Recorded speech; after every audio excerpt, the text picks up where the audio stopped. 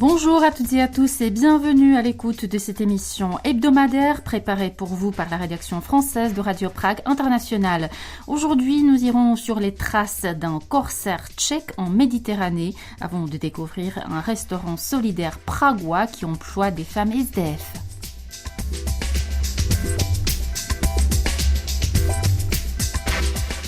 Pays enclavé au centre de l'Europe, la République tchèque ne brille pas par son histoire navale. Et pourtant, cela n'a pas empêché une équipe de marins tchèques de se lancer dans la construction de la réplique d'une embarcation ayant appartenu à un corsaire originaire de Bohême. Mis à l'eau en 2010, le voilier écume aujourd'hui la Méditerranée avec à son bord des apprentis marins et des touristes prêts à l'aventure. Reportage de Thibaut Maillet.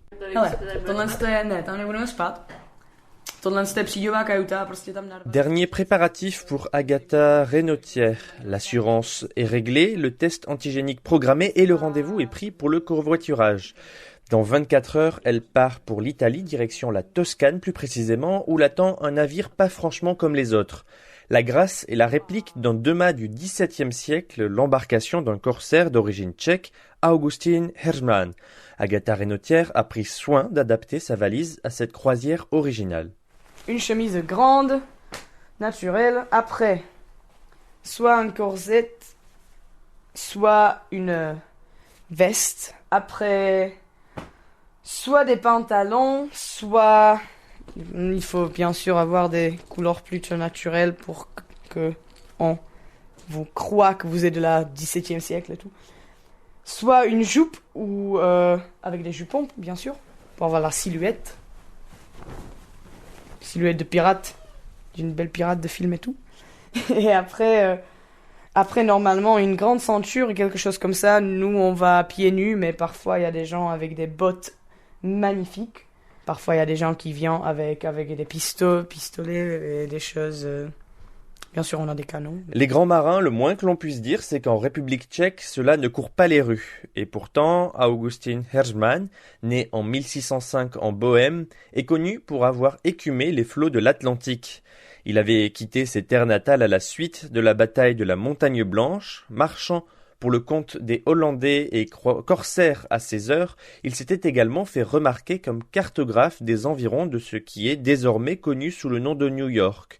Au micro de la radio tchèque, Josef Dvorský, capitaine de la Grâce et à l'origine de la reconstruction du navire, avait raconté les raisons qui ont poussé son équipe à s'intéresser à Augustin Heřman et son indissociable bateau. Nous avons cherché une grande personnalité de l'histoire maritime tchèque, ce qui n'est pas simple puisque nous n'avons pas une histoire importante en raison de notre situation géographique. Nous étions intéressés par l'époque de la piraterie et nous sommes tombés par hasard sur Augustin Heřman qui avait émigré en Hollande avec sa famille. Il a fini par faire l'acquisition de la Grâce qui est devenue aussi un bateau corsaire. Outre un commerce légal entre les Caraïbes et l'Amérique, puis l'Europe, avec de l'indigo et du tabac, il a organisé de nombreuses expéditions de corsaires avec l'aval de gouverneurs. Mis à l'eau en décembre 2010, le voilier conserve son apparence extérieure d'antan. En revanche, l'intérieur de la coque renferme des équipements modernes et accueille près de 40 membres d'équipage. Parmi eux, des marins aguerris, membres d'équipage permanent, des cadets qui viennent se former aux techniques de navigation et s'adonnent aux tâches quotidiennes, et enfin des touristes qui profitent simplement d'une croisière hors du temps. À bord d'une telle embarcation, chaque journée ne peut être qu'intense, comme le raconte Agatha Renotière. Normalement, quand vous venez, il y a 4 groupes, on vous dispatche dans 4 groupes qui aident avec des choses quotidiennes. Alors, un groupe aide dans la cuisine, un groupe navigue vraiment avec la roue et tout. Un groupe aide avec les cordes et les voiles, et la 4e a temps libre. Et ça change pendant la journée, pendant la semaine et tout. Et alors, quand c'est un voyage qui est vraiment touristique, alors là maintenant, pendant les vacances, c'est plutôt plus touristique. On navigue pour quelque temps, s'il y a du vent, quelque chose comme ça. Ça vraiment dépend du temps qu'il fait. Mais après, quand on passe un endroit qui est intéressant, on attend, on va le voir, on fait un petit tourisme, quoi. Et après, il y a plein d'autres trucs autour, genre aussi voir un pays de voiture ou d'aller à pied et de le voir de bord d'un bateau, ça fait vraiment une différence, car parfois il y a des endroits où on peut même pas accéder avec une voiture ou à pied. Un tel voyage a toutefois un prix, à condition de travailler à l'entretien du navire, à la navigation et à la vie de l'équipage. Une semaine à bord coûte en moyenne 10 000 couronnes, soit environ 400 €. Pour se la couler douce comme à l'hôtel, il faut tripler la mise. Pour Agatha Renotière, tout avait commencé par une rencontre, un hasard. Alors qu'elle étudie en France au sein de la section tchèque de Nîmes, 2 de ses amis l'incitent à se rendre à Sète, dans le département voisin, où un rassemblement de bateaux a lieu. La Grâce est de la partie, alors fascinée par l'imaginaire autour des pirates, elle sympathise très rapidement avec l'équipage. Quelques années plus tard, elle entame cet été sa 8e expédition en Méditerranée à bord, avec en tête le rêve d'être au moins une fois un véritable membre d'équipage. Depuis 2010, en plus de ses activités touristiques, la Grâce fait office de bateau-école, participe à des événements et a notamment effectué une croisière transatlantique jusqu'aux Caraïbes. Une traversée comme toutes les autres sorties en mer de ces Tchèques épris d'aventure, rythmée par le son des vagues et des airs pirates.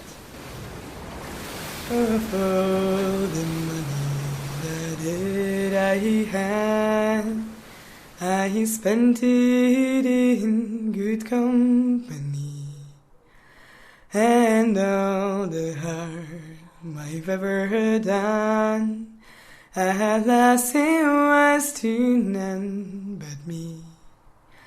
And all I've done for want of wit, to memory now I can't recall. So fill to me the parting glass. Good night and joy be to you all. So fill to me the parting glass and drink a health for there before. 70 000, tel est le nombre approximatif de personnes sans abri en République tchèque. Environ 25% d'entre elles sont des femmes qui échappent souvent aux dispositifs d'aide. Depuis quelques années, certaines travaillent à Prague au sein du restaurant des cuisinières SDF. Ce restaurant, pas comme les autres, est un premier pas vers leur réintégration dans la société. Plus encore, le projet dénonce les préjugés et les stéréotypes des Tchèques sur les personnes en précarité.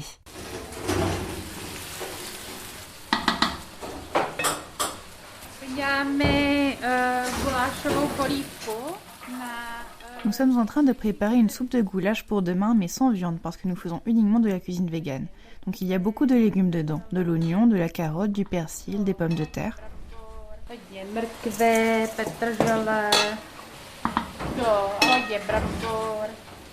Bienvenue au restaurant Jídelna Kuchařek Bezdomova dans le quartier pragois de Košíře, où des femmes sans domicile fixe servent chaque jour des plats délicieux et innovants, strictement véganes, vendus à un prix modique.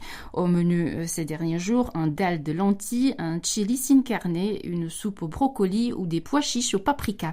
Ce restaurant et la communauté qui s'est créée autour servent de filet de sécurité aux nombreuses femmes sans abri pragoises.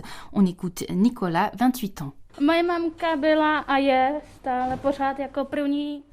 Ma mère a été la toute première cuisinière de ce restaurant et moi aussi. Je suis employée ici depuis que le restaurant existe, donc depuis environ 3 ans. Ce travail m'aide à rembourser mes dettes. Je vis avec ma mère chez l'ancienne gérante du restaurant. Elle avait un appartement libre et a proposé de nous héberger. J'aime beaucoup ce travail, mais je n'aime pas trop cuisiner. La plupart du temps, je suis au bar.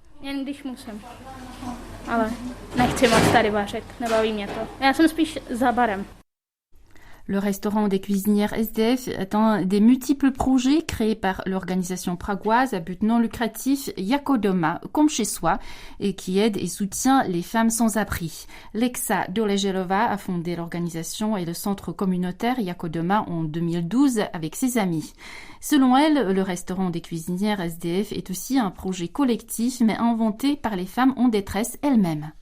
Když jsme vlastně řešili, co by mohli dělat, co by jim jakoby Nous avons réfléchi ensemble à une activité qui pourrait les aider matériellement mais également psychiquement. Du coup, elles ont proposé spontanément de faire la cuisine. Nous avons alors commencé à préparer et à vendre nos premiers plats en 2013 au marché fermier à Karlín, puis dans les marchés organisés dans d'autres quartiers aussi, notamment à Naplavka sur le quai de la Valteva.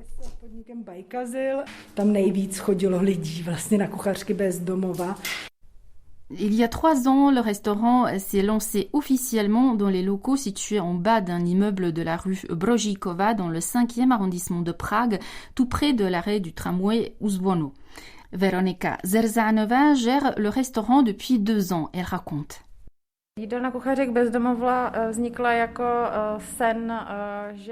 Ce restaurant est un lieu dont rêvaient les femmes sans-abri et elles voulaient montrer aux autres leur savoir-faire, être utiles à la société, avoir le sentiment du travail accompli. En même temps, ce restaurant est un lieu qui leur appartient, où elles peuvent se retrouver et discuter en sécurité, sans être jugées, et où elles peuvent partager leurs soucis.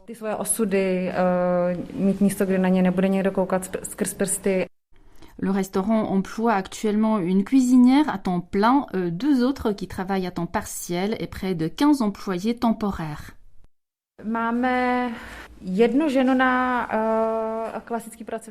Le nombre de travailleuses temporaires n'est pas stable. Il peut varier entre 10 et 20 au cours de l'année.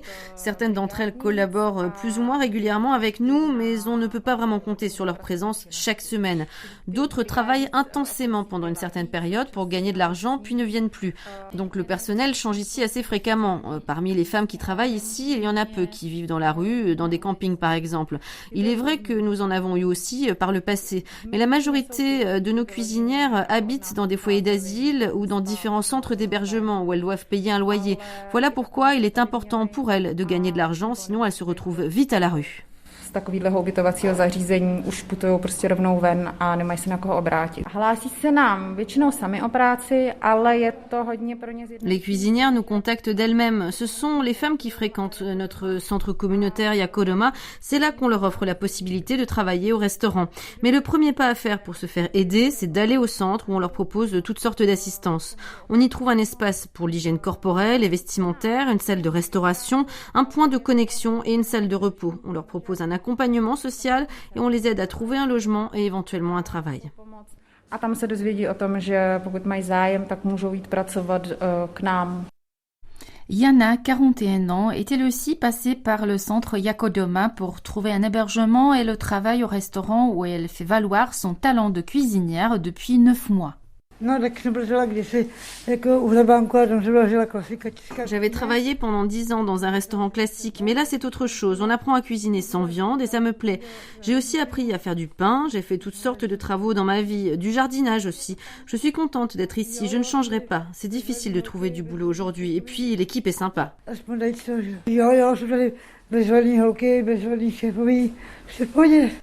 Les adeptes au travail dans le restaurant doivent passer un examen médical pour obtenir la permission de travailler dans la gastronomie. Veronika Zerzanova explique.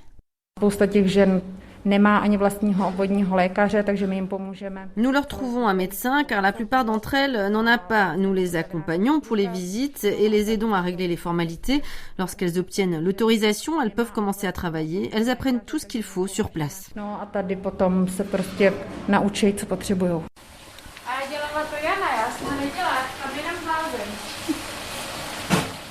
Le restaurant prépare actuellement une 50aine de repas par jour. Une partie est distribuée via la plateforme Breakfast Story aux personnes âgées et aux familles monoparentales dans le cadre d'un projet caritatif qui permet aux Pragois d'acheter quotidiennement 2 repas chez les cuisinières SDF, un pour soi-même et l'autre pour une personne en situation de précarité. Tous les jours, le restaurant offre gratuitement des repas aux sans-abri du quartier et il est bien sûr également possible de se restaurer dans ses locaux ou d'acheter un repas à emporter. Le restaurant dépend financièrement des dons des particuliers et des entreprises, des aides publiques et européennes. Il récupère des invendus des supermarchés et collabore avec l'association Zahranidlo, sauf la nourriture, qui lutte contre le gaspillage alimentaire. Mais selon Veronika Zerzanova, l'enthousiasme de l'équipe du restaurant se heurte parfois à l'incompréhension et l'indifférence des Tchèques. La situation en Tchéquie est différente de celle dans les pays occidentaux. Ici, des structures comme la nôtre remplacent l'action de l'État qui est insuffisante quant à l'aide aux plus démunis. Et puis, les Tchèques ne sont pas très solidaires avec les SDF. Ils trouvent toujours une raison pour ne pas les soutenir parce qu'ils vont s'acheter de l'alcool, dépenser de l'argent n'importe comment. Mais la réalité est plus complexe. Par exemple, la majorité de nos cuisinières ont été élevées en institution où elles n'ont pas appris à gérer leur argent. Elles n'avaient personne pour les soutenir ou les conseiller. Les gens sont très méfiants envers les SDF. Même ici, dans notre rue, nous sommes mal vus par nos voisins. Ils ont peur de venir et ils n'aiment pas les sans-abri qui fréquentent le restaurant.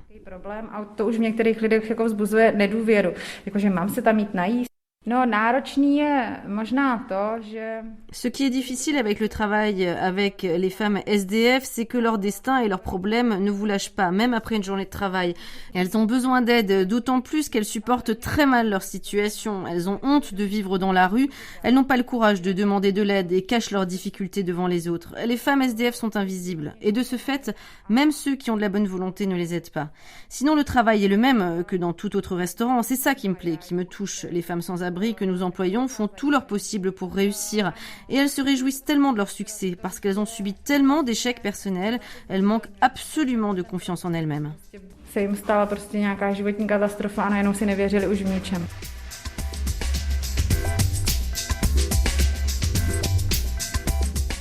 Ce printemps, l'Agence spatiale européenne organisait une nouvelle campagne de recrutement en vue de dénicher les astronautes de demain. Selon les données préliminaires, sur les plus de 22 000 candidatures déposées, 202 étaient tchèques. Paul-Henri Perrin. La concurrence sera rude, c'est ce que laissent présager les premières statistiques relatives à la campagne de recrutement publiée par l'ISA ce 21 juin. Ce sont en effet environ 2,7 fois plus de candidats qui se sont présentés cette année en comparaison avec la précédente session en 2008. Selon le rapport, avec 202 postulants, la République tchèque se classe au 18e rang en nombre de recrues potentielles sur les 25 États européens éligibles, derrière la Roumanie et devant la Hongrie. Parmi les profils recherchés, l'agence a réitéré sa volonté de diversifier ses effectifs, composés principalement d'hommes, en intégrant davantage de femmes. Cependant, sur les 202 candidats tchèques, seulement 18,3%, soit 37 d'entre eux étaient des femmes, un pourcentage inférieur à la moyenne européenne qui s'élève, lui, à 24%. L'agence a également exprimé son souhait de recruter des personnes présentant un handicap physique, mais là encore, aucun des 257 parastronautes potentiels ne s'est présenté sous la bannière tchèque. Le scientifique tchèque de la faculté de mathématiques et physique de l'université Charles s'est confié le 7 juillet au journal Hospodářské noviny. Je cite. « C'est pour moi une obligation vis-à-vis de moi-même et aussi vis-à-vis de mes étudiants. C'est ce moment où je peux dire, si je l'ai tenté, alors vous le pourrez aussi. Donner l'exemple est quelque chose d'assez essentiel pour le métier d'astronaute. » Jaroslav Kousal a néanmoins conscience que remporter le concours ne sera pas chose facile. Il a dit à ce propos. Résoudre de nouveaux problèmes est l'une de mes activités préférées. C'est une aptitude sur laquelle je compte, mais c'est difficile de dire si ce sera un facteur décisif. Si les effectifs tchèques restent certes modestes, ceux qui ont osé se lancer dans cette aventure extraordinaire, dont Kousal, devront s'armer de patience et de persévérance. La procédure de sélection se compose en effet de 6 phases, toutes éliminatoires, alternant sélection sur dossier, questionnaire de motivation, tests psychologiques, examens médicaux et entretien devant un jury. Pour postuler, il faut notamment détenir un diplôme universitaire dans le domaine des sciences naturelles, ingénierie ou médecine, avoir une expérience professionnelle d'au moins 3 ans et maîtriser l'anglais au minimum. La première phase de sélection devrait largement écrémer les rangs puisqu'il ne restera ensuite plus que 1500 candidats en lice. Le recrutement sera suivi de plusieurs années d'intenses entraînements pour un départ vers la Station spatiale internationale, prévu au plus tôt en 2026.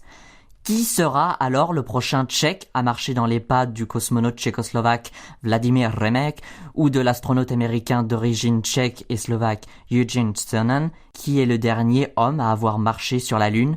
Les lauréats du concours seront connus en octobre 2022. Pour rappel, la République tchèque fait partie depuis 2011 de l'Agence spatiale européenne.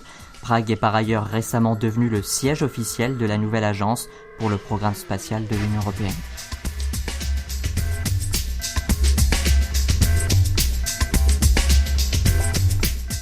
C'est la fin de Prague Hebdo, le podcast de Radio Prague International. Il vous a été présenté par Magdalena Hrozinkova avec Jiří Matějček à la réalisation. Merci de votre attention et de votre fidélité. À la prochaine.